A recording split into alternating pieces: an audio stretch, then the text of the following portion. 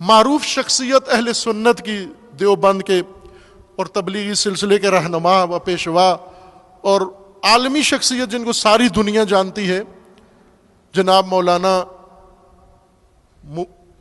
طارق جمیل صاحب، سب جانتے ہیں، دیوبندی تفکر ہے، اہل سنت ہیں۔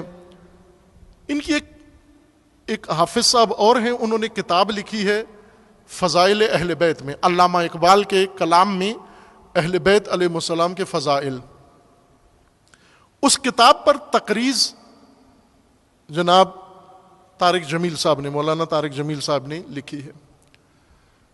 اس تقریض میں چونکہ فضائل اہل بیت کے متعلق تھی، طارق جمیل صاحب وہاں یہ لکھتے ہیں اس تقریض میں کہ میں جب دینی طالب علم تھا، پڑھا میں نے جو دین نصاب پڑھا، اس نصاب میں ایک اہم دین کے باب کی کمی رہ گئی جو مجھے اس وقت محسوس نہیں ہوئی، لیکن بعد میں جب میں نصاب پڑھ کے فارغ التحصیل ہو گیا تو مجھے محسوس ہوا کہ میں تو دین کا ایک بہت بڑا چیپٹر ہی چھوڑ آیا ہوں، نہ وہ نصاب میں شامل تھا، نہ وہ مجھے پڑھایا گیا، اور نہ کسی نے مجھے بتایا۔ جب میں بعد میں متوجہ ہوا اور اس کی تلافی کرنے کی کوشش کی، اور جن منابع سے میں نے وہ نصاب تلافی کیا، وہ موضوع کیا تھا؟ فرماتے ہیں وہ مناقب اہل البیت، اہل بیت کے فضائل کا چیپٹر نہیں تھا اس نصاب میں، جو دین کا لازمی جز ہے، جو دین کا لازمی حصہ ہے۔ اور پھر اس کتاب کے بارے میں لکھا کہ از جملہ یہ کتاب ہے جس نے مجھے بہت فائدہ دیا، معرفت اہل بیت اور فضائل اہل بیت کے متعلق مصنف کا شکریہ ادا کیا۔ میں اس لیے ان کا نام لے لیا۔ اب طارق جمیل صاحب کا تو یہ جملہ آپ نے سب نے سنا ہوا ہے نا کہ علی کو مولا کہا کرو، دیوبندیوں کو کہہ رہے ہیں علی کو مولا کہا کرو۔ اور جب ان کے چہرے دیکھے، چونکہ جس طرح آپ آج امام حسین علیہ السلام کے متعلق جب کوئی جملہ سنیں کہ امام حسین مجبور نہیں تھے بلکہ مزاحمت کی، تو جو چہرہ آپ کا بنتا ہے وہی دیوبندیوں کا بنا کہ علی مولا ہیں۔ انہیں یہ کہا گیا تھا مولا صرف خدا ہے، اللہ کے علاوہ کوئی مولا نہیں ہو سکتا۔ جب پڑھایا ہی نہ گیا ہو، بتایا ہی نہ گیا ہو، سنایا ہی نہ گیا ہو، جب رسول اللہ کی تعلیمات ہی نہ دی گئی ہوں تو یہی حال ہوگا، آگاہ نہیں ہے۔ پھر انہوں نے کہا کہ بھائی مولا کہا کرو، میں بھی مولا کہتا ہوں اور کہوں گا۔ کیوں کہوں گا؟ چونکہ رسول اللہ نے علی کو مولا کہا ہے۔ اور پھر ایک اور وضاحت کی جو اس سے بھی زیادہ خوبصورت ہے، اور وہ کیا کی؟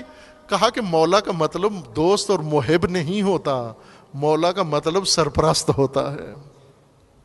یہ مولا کی تفسیر شیعہ بھی نہیں کرتا۔ آپ کسی شیعہ خطیب کو پوچھو مولا کس کو کہتے ہیں،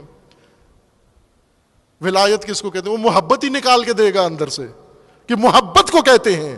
یہ اہل سنت کے عالم کہہ رہے ہیں نا، مولا امامت کو کہتے ہیں، ولایت کو کہتے ہیں، حاکمیت کو کہتے ہیں، پیشوائی کو کہتے ہیں، اور علی کو مولا کہا کرو۔ وہ اس کے بعد تو گنجائش نہیں بنتی ہم یہ کہیں کہ یہ محبت نہیں کرتے۔ لیکن ایک بات ہے، مطالعہ بھی نہیں کرتے، پڑھتے بھی نہیں ہیں، بس اپنے علماء کے انتظار میں رہتے ہیں کہ اگر انہوں نے رہنمائی کر دی تو انہوں نے وہ مان لی، اگر انہوں نے کہا مولا نہیں کہنا تو یہ پہلے ان کو کہا گیا تھا مولا نہیں کہنا تو یہ نہیں کہتے تھے، اب انہیں کہا گیا مولا کہنا ہے تو کہنا شروع کر دیا۔ تو کچھ حقیقتیں ان کی نظر مجالس میں ہے، اہل سنت اکثریت ہیں اس ملک کے اندر، کہاں سے یہ محبت اہل بیت اور مکتب اہل بیت؟ انہی مجالس سے اہل سنت پڑھیں گے۔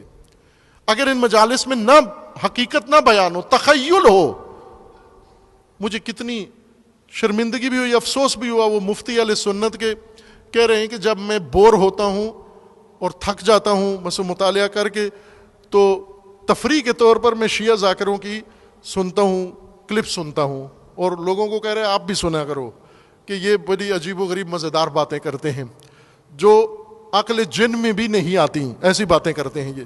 پھر افسوس کے ساتھ کہنے لگے کہ شیعوں کے پاس کوئی عالم نہیں ہے، کوئی پڑھا لکھا انسان نہیں ہے جو یہ سارے عجیب و غریب اینشنٹ کلپ لگا کے اور یہ تشیع پیش کرتے ہو. ایک مفتی اہل سنت کے یہیں پر اسی مسجد بیت العتیق میں یہاں بیسمنٹ میں نیچے وحدت کانفرنس میں ان کا کلپ موجود ہے, نیٹ کے اوپر دیکھ سکتے ہیں آپ.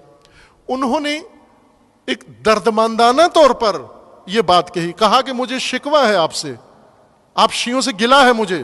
دیوبندی عالم ہے قاری, کہا مجھے گلہ ہے آپ سے, مجھے شکوہ ہے آپ سے, آپ نے کوتاہی کی, آپ نے سستی کی ہے, آپ نے تشیع کا وہ خوبصورت چہرہ تسنن کو دکھایا ہی نہیں ہے.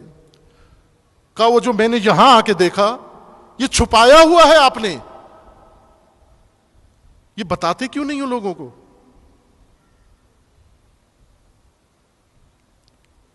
وہ چونکہ خود بھی نہیں پڑھتے, ان کے علماء بھی ان کو نہیں پڑھاتے, اس طرف لاتے ہی نہیں ہیں, دور سے لے جاتے ہیں.